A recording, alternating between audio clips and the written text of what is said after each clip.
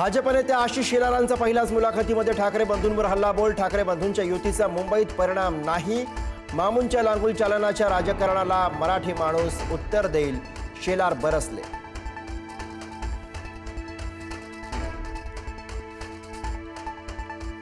राज ठाकरे किती वेळा भूमिका बदलणार? आशिष शेलारांचा राज ठाकरेंवर निशाणा. मनसेला कमी जागा सोडल्या, शेलारांनी डिवचलं. गेले ते दिन गेले. राज ठाकरेंबरोबरच्या मैत्रीबाबत शेलारांचं वक्तव्य.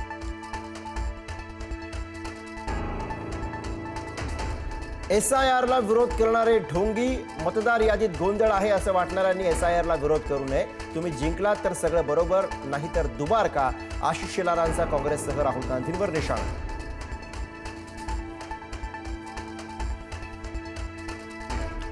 हिंदुत्व हा अजेंडा, मराठी महापौर हा निर्णय. आशिष शेलारांचं पुढारी न्यूजच्या मुलाखतीत वक्तव्य. महायुतीचाच महापौर होईल सांगत शेलारांकडनं भाजपच्या महापौर पदाबद्दल सस्पेन्स.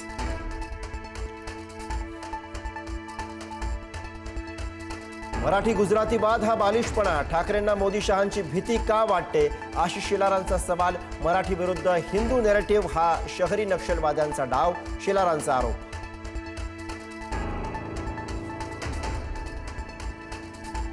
कुठल्याही आमिषाला बळी पडू नका. राज ठाकरेंच्या उमेदवारांना कानमंत्र. पैसे दिले तरी बळी जाऊ नका. मुंबई वाचवायची आहे, मुंबईकरांना आव्हान.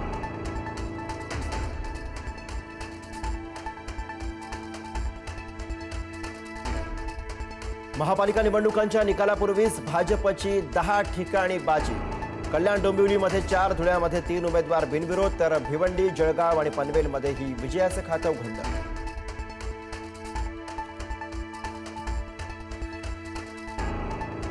पुण्यात भाजप उमेदवार पूजा मोरेंवर अर्ज मागे घेण्याची नामुष्की. मी सोशल मीडियाचा बळी ठरले, अर्ज मागे घेतल्याने पूजा मोरेंना अश्रू अनावर.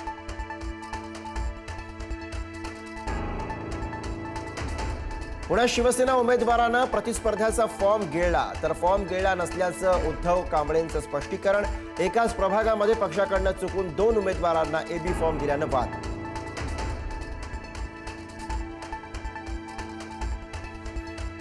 नागपूर भाजपमध्ये उमेदवारीवरनं पदाधिकाऱ्यांच्या कुटुंबातच कलह. विनायक डेहरकरांनी बंडखोरी केल्यामुळे पत्नीनं घर सोडत माहेर गाठलं. माजी महापौर अर्चना डेहनकर पतीविरोधात प्रचार करणार.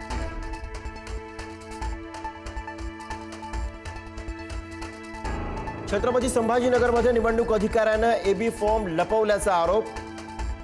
संतप्त कार्यकर्त्यांनी प्रश्नांची सरबत्ती करत अधिकाऱ्याला धारेवर धरलं.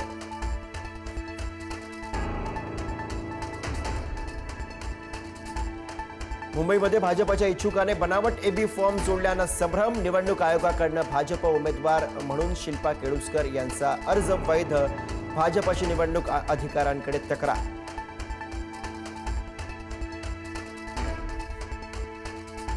बंडखोरांना शांत करण्यासाठी स्वतः मुख्यमंत्री मैदानात. राज्यातील प्रमुख शहरातील बंडखोरांशी मुख्यमंत्री देवेंद्र फडणवीसांकडनं संपर्क.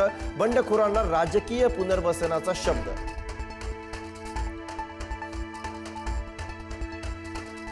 आज 208वा शौर्य दिन. विजयस्तंभाला अभिवादन करण्यासाठी लाखो अनुयायी. कोरेगाव भीमा इथे दाखल.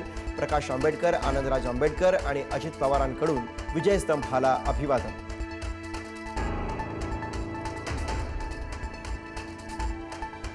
कोल्हापुरात भरधाव कारने 3 जणांना उडवलं. पुणे बंगळुरू राष्ट्रीय महामार्गावरती तावडे हॉटेल परिसरातील घटना. शेकोटी घेत असताना काळाचा खाला.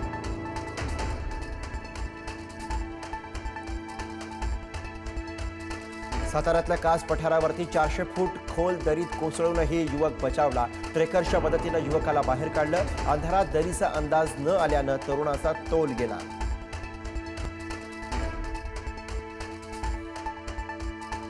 प्रशासकीय कारणांमुळे CBSE बोर्डाचं 10वी आणि 12वीचं वेळापत्रक बदललं. 10वीच्या परीक्षा 3 मार्च ऐवजी 11 मार्च पासून सुरू होणार, तर 12वीच्या परीक्षा 3 मार्च पासून 10 एप्रिल पासून सुरू होणार.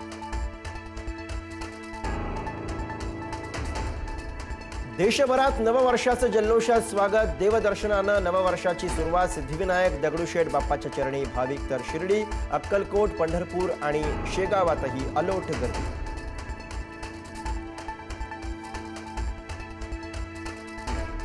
भारतीय महिला क्रिकेटपटूंची नववर्षाची भक्तिमय सुरुवात. 2026 वर्षाच्या पहिल्याच दिवशी उज्जैन इथल्या मंदिराला भेट. बाबा महाकालेश्वराच्या चरणी लीन.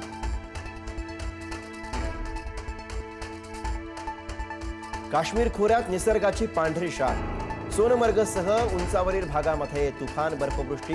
मनमोहक दृश्यांमुळे काश्मीरचं सौंदर्य अधिकच खुललं.